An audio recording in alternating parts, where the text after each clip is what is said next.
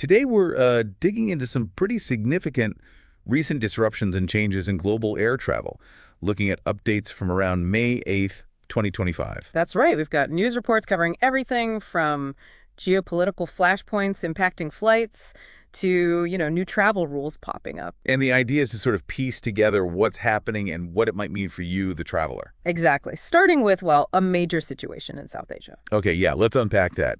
The recent military tensions between India and Pakistan sounds like they had a pretty immediate and messy effect on flights. Oh, absolutely. A huge effect. Pakistan took the step of closing its entire airspace. The whole airspace. Wow. For how long? For 48 hours initially. And India, in response, had to shut down airports, 27 of them, actually. 27. That's Yeah. quite a number. Across the north and west, mainly. Northern, central, and western regions, yeah. So a big chunk of their airspace operations were affected. And the knock-on effect.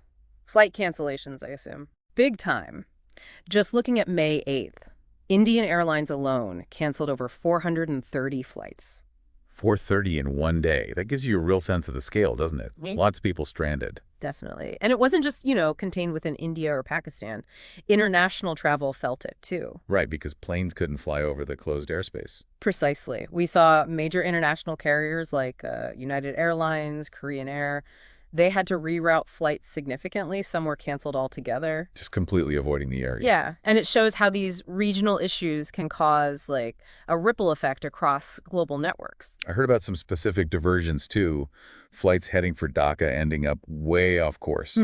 Yeah, reports mention Turkish Airlines, Jazeera Airways, Kuwait Airways flights. Okay. All originally bound for Dhaka, but they got diverted. Ended up in places like Muscat, Dubai, even Kuwait City. Muscat. That's a massive detour. Imagine being on that flight. Yeah, unexpected stops, long delays. A real logistical nightmare for passengers and airlines. And governments started reacting, too, issuing warnings.